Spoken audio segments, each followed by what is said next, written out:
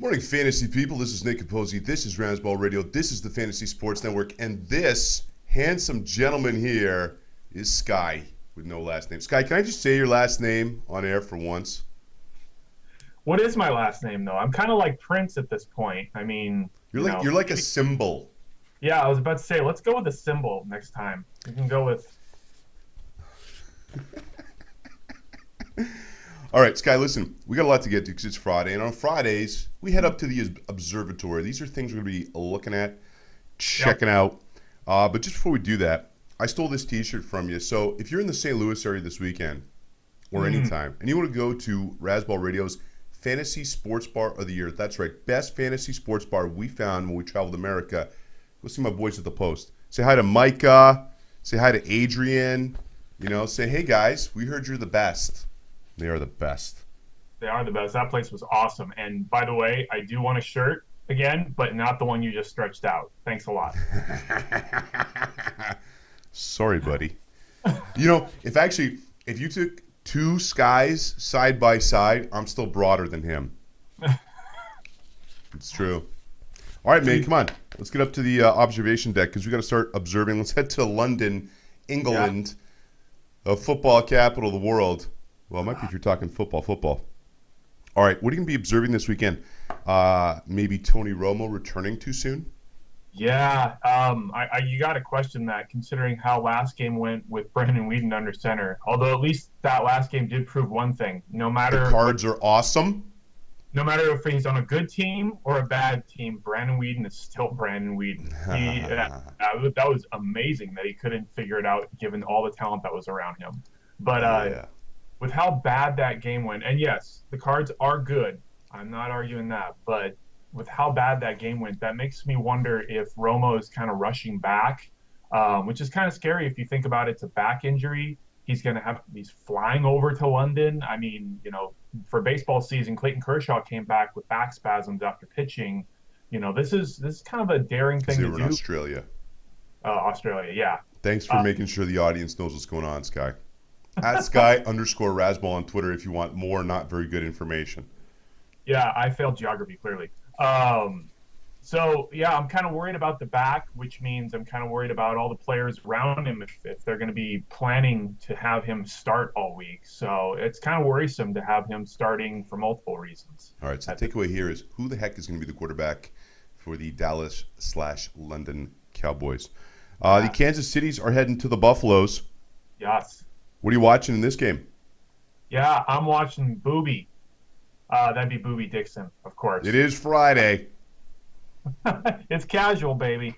Let's see. With the backfield, with Fred Jackson not being back, is Booby still going to dominate that backfield with Bryce still around? Last time he out-touched Bryce 22-7 in the backfield touches. So I'm wondering if that's going to stay the same. A lot of people expected Bryce to kind of break out once he came on. But sadly, he reminds me a lot of what C.J. Spiller is, which is a big, home run or nothing kind of guy, which didn't seem to jive well with the coaching staff. So is Booby still going to dominate it, or is Bryce going to get more involved this week? Dominant Booby. That's the question. Dominant Booby. I'm changing my fantasy football team names now. The Dominant Booby. I want nothing to do with that Buffalo backfield situation until F-Jax is back. Speaking of running, or lack thereof, the San Francisco 49ers head to Nolans. Why isn't Cap running, man? Yeah, what the heck? What the hey? Hate you double hockey sticks. You would think with how inefficient the offense has been of late that he would get more involved in the ground game. And even though the numbers are a bit deceiving, he's on pace for the most rushing yards he's ever had in a season as a QB. He's not as efficient. He's down to just 5.1 yards per carry, which would be great if you're a running back, not so much when you're a QB. Sky, how can numbers be deceiving? Numbers are numbers. It's math. I mean, that's the one thing we know about the universe. Freakonomics, Nick. Freakonomics. Touche. Yeah, so he's not running the ball effectively even when he is. I think they're trying to convert him maybe into too much of a standstill pocket quarterback. That's not who he is. He needs to get out there and be able to run a lot more. So hopefully we see that again this weekend. and he gets back on track. You know what? I know the read option was kind of in vogue, last year before, and teams are trying to shut it down. But if there's one team that should be running the read option because their quarterback is a sprinter, it's the San Francisco's. Okay, the Giants head to Seattle. This will be fun. What are you watching in this game? Yeah, I'm going to be watching RW3. He's had 2 back-to-back really bad weeks, and to be fair, even his explosion game against St. Louis was very non-game. Can we just call him dangerous? Because if you call him RW3, people think you're going to be talking about RG3. Oh goodness, yeah, they're definitely 2 different players. You can prove that. He hasn't. You are the definition of Middle America, sir. Say hooey next. Hooey. Gosh darn. Let's see, but yeah, he hasn't passed for over 200 yards the last 2 games, and even with his passing, he hasn't done much in terms of getting it downfield. Although his targets haven't been that good either. Let's give him some credit. But and he's not using his legs. He's only got 66 total rushing yards. So again, we've got a QB who has the talent and the ability to rush, and he's not running enough to kind of keep teams interested in his legs rather than in his arm. So, well, listen, interested in someone's legs. That's great if you're watching a runway fashion show. I don't know about football. Covered booby, and we've covered interested in legs so far today. Let's see how much farther we can dig down, Nick. All right, listen, we got about 30 seconds here. Miami at Detroit. What are you watching? Yeah, what should we expect from Calvin Johnson after his absence? Is he healthy? Is he not? Is that team going to gel right off the bat? Who knows? Listen, if you have a hair care products company, I'm going to do sponsorship for free for you. If you can just send like a crate to my man Sky here. Sky, he of no last name. All right, this is Razzball Radio. This is the Fantasy Sports Network. This is Nick Capozzi. This is Sky. I almost said your last name. I'm just going to say your last name at some point. And this is us going to commercial. We'll be right back. Razzball Radio, Fantasy Sports Network. See you in like 2 minutes, maybe 2.5. Don't go anywhere. Welcome back, Razzball Radio, Fantasy Sports Network. Sky, Nick, this is the Observatory. Okay, Pittsburgh heading to the Jets. Now, here's the question I'm going to ask you. Statistically, what are the odds that Big Ben throws 6 touchdowns again? I mean, this has got to be like a 1 in 4,800 trillion, right? I guess that wouldn't be a trillion then. That'd be 4,800, not 480 trillion. Well, I'll put it to you this way. Stupid The last math. time, math is hard. Sorry, go ahead. The last time the Jets played a team that actually had a quarterback that was willing to throw was Kyle Orton, and he threw 4. So, hey, crazier things have happened, and you can't count them out given how well they're playing right now. I wonder what kind of prop bet that would be in Vegas. Does Big Ben throw 6 today? Ooh, yeah. Let's go lose some money on that. Yeah. Seriously. Yeah, with that game, personally, I'm actually be really intrigued to see how this Jets offense does. For as panned as they got last week, they were in Kansas City, who is actually a pretty decent defense overall. And when it was all said and done, Eric Decker still had 9 catches for 63 yards and a touchdown. Harvin had 11 receptions for 129 receiving yards. I mean, it wasn't like this team was fantasy-wise dead. So, yeah, Vic was okay. I'm curious to see how Vic is going to continue, but the Jets still stink. Yeah, the Jets still stink, but for fantasy purposes, this might be the floodgate to get some of these parts moving. That'll be good because Pittsburgh's defense really isn't that stout. So I think we might actually see even Chris Ivory. It's Friday. I could have a stout tonight. There you go. Yeah, even Chris Ivory, I could see him getting more involved in this game. All right.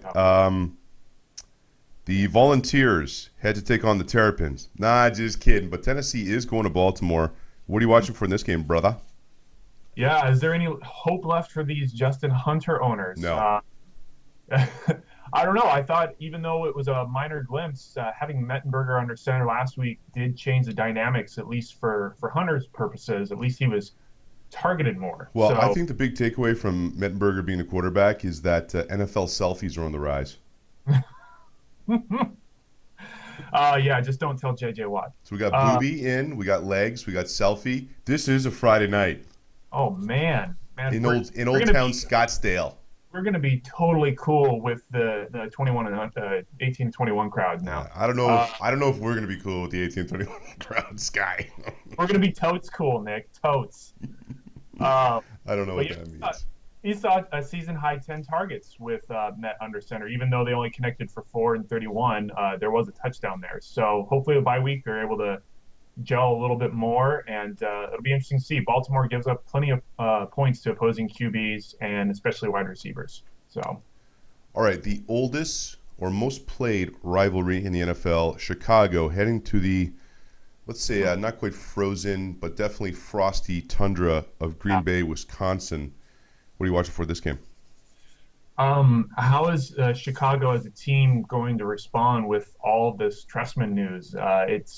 It's sounding very much like a team that's losing its anchor in terms of its coach, or that it was never there. The team's kind of throwing him up the bus. You know what? You've got to be successful in the NFL. You've either got to have a really strong coach or a really strong quarterback, or best case both. And right now you're in a situation where Trestman's probably an elite offensive coordinator or a super good Canadian Football League head coach. And Cutler is like, I mean, man, Cutler, you know how they're talking about, like in the NBA, putting nicknames on the back of jerseys. Yeah. If they did that in the NFL, Cutler's would be aloof. Aloof. I think it's to throw out to a friend of mine, CD Carter, on Twitter. I think it'd be DGAF Cutler. I think that would be. Don't think about it too long. You might say it on air, and you don't want to, Nick. Dude, don't get me in trouble, man. Last time you got me in trouble, no, I'm not going to say that. All right, Atalanta is sitting at Tampa Bay. What are you watching this game? How bad Atlanta is, or how bad Tampa is?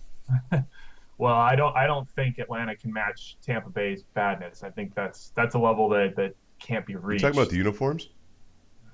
Well, you know what's funny? As awful as these Tampa Bay uniforms are, we'll look back in 20 years and they'll probably be retro cool, like the old creamsicle Buccaneers uniforms. It's like they're doing a marketing campaign 20 years in advance.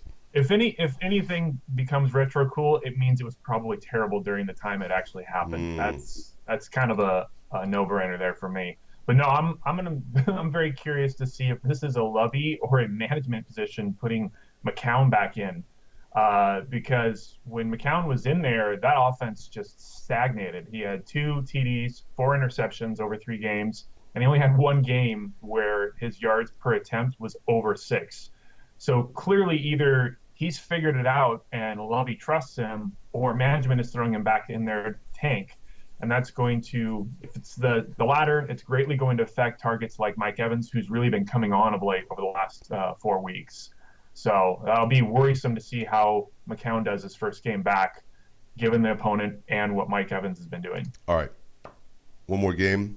The Carolina Barbecues head to Philadelphia taking on the Cheesesteaks. What are you watching in this one? It's the Sanchez. He's returned. It's gonna be interesting. For all intents and purposes, no one was really that high on Nick Foles either when he took over for Chip Kelly's offense, and yet we saw what he was able to do. This year, the line's been beaten up. Nick Foles looked a little shaky back there. He looked like he was seeing ghosts. He wasn't setting and planting his feet. Sanchez is coming in a perfect situation. The line's getting healthy. He's got great targets around him. He's given all the keys to succeed. So can he actually do it with an actual offense around him, unlike what he had with the Jets? All I'm going to say is, Mark Sanchez, if you mess up the Mac attack, Jeremy Maclin, you and me going to have words. Yeah, I'm with you. All right, listen, we've got about a minute here before we go to break. Let's talk. Let's get into the start sits. Yeah. Some guys that we're starting or sitting that you might not think we should start or sit. Listen, your first one, though, buddy, I'm taking a little offense here. Kyle Orton. No doubt you should be starting him. No doubt. Yeah, I'm personally offended myself. I don't get why everyone's ignoring what he's on pace for. If he was doing this clip that he's at right now as a starter, he'd be on pace for 36 touchdowns, 12 interceptions, and about 4,500 passing yards. That's on par with what Drew Brees is on pace for right now. And yet he keeps getting kicked around QB 20 almost every single week. It's borderline crazy. Yep. So get your Orton on. We don't have time for another one, but we will be back, and we will have more time to discuss more start sits with Sky. Can I see your last name for real? All right, but you got to do it in like big bold letters, and it's got to be like a disco ball flashing when it happens. All right, here we go. His last name is. So there you go. Oh, I think the camera just froze. Oh, too bad. All right, we'll be right back. Razzball Radio, Fantasy Sports Network. Welcome back, Razzball Radio. Nick, Sky, talking start sits. Number 2 on your start list, running back number 63, Marion Grice of the AZ Cardinals. Yes. That's pretty bold claim. I was going to use another word that started with a B, but since we've already covered booby and legs, let's just say bold. Yeah, the Grice is nice, man. Grice is nice. How long did it take you to come up with that one? I literally just thought of it, and if I had thought about it a little bit longer, I probably wouldn't have said it. It's definitely not a call against Andre Ellington, and of course, this really matters whether or not Stefan is healthy or not for this game. But it's clear that Arizona is willing to go to their secondary back, especially down at the goal line. And he did have a touchdown last week. So if he's in there against the Rams, who I think game script wise, we're going to see, being able to get Grice some carries at the end, or at least a poached touchdown there. He's definitely flex worthy to me this week, given the opponent and the situation. Hey, do you remember when we were on tour? Actually, we were at the Post in St. Louis on the tour stop. We made some bold predictions. Yeah. Some of mine were Dwayne Allen was going to get 10 touchdowns this year. He's on pace. Andre Ellington was going to be a first-round pick. He's on pace. Yours is Brandon Cooks going to get 100 catches, man.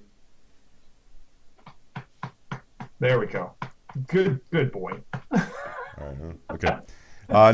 Next on your start sit, you got Jordan Matthews, wide receiver number 49. Yeah. Kind of surprised. I mean, I thought Matthews, I thought it was going to be Cooper or Matthews. It's been all Macklin. Yeah. Well, I think it's been all Macklin. You gotta, you always have to give a rookie a little bit of time to acclimate. But over the last couple of weeks, he's been seeing a lot of snaps and a lot more snaps. And the touchdown from Sanchez in the end zone there with Matthews was encouraging. He saw, I want to believe with Sanchez in there, I think he saw 4 targets for 3 and 40 yards and a touchdown was about what he hit. So, given that I also think this is going to be a bit of a shootout on Monday night, I think there's going to be enough volume there to possibly push him up into wide receiver 2 upside if Sanchez and him keep gelling the way they were last week. Okay. Next on the list is Michael Rivera, tight end for the Raiders. So I got asked a question on Twitter yesterday, and also roped into the conversation was Pat Mayo of the Fantasy Sports Network. What's up, Rat-a-tat Pat? And the question was, should I start Kelsey or Rivera at tight end this week? And I said, Kelsey, not close. My logic was, yeah, sure, Rivera had a couple TDs last week, but you take out the Cleveland game, his highest yardage output for the season was 38 yards. I don't believe Oakland's going to move the ball necessarily well enough that you can try and count on Rivera for a touchdown. And that Kelsey is kind of the focal point of their offense after Jamal Charles. So is it close or is it not close? Here's and I am on Team Mayo here. Hashtag Team Mayo here. At the PME on Twitter.